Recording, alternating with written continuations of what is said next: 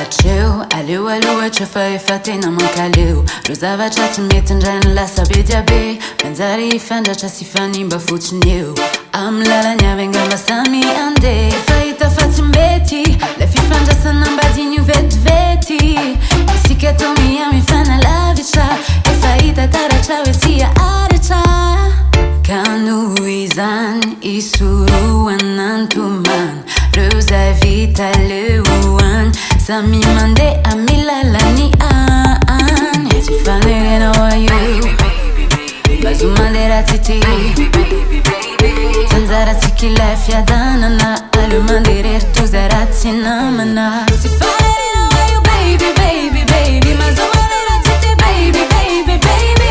Tanjara tsikila fiadanana. Aleo mandeha rery toza raha tsy namana.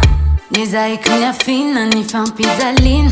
Tena ampizay ny fitondrako fahorina. Ndraindray ny saiko miteny hoe mety io. Ndraindray nefa tsy tsapako ilay miandio.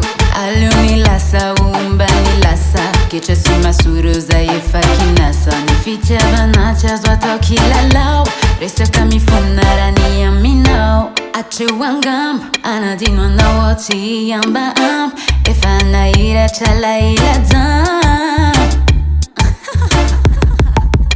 Tsy fanerena ho io bazo mandeha tity. Tanjara tsikila fiadanana. Aleo mandeha rery toza raha tsy namana.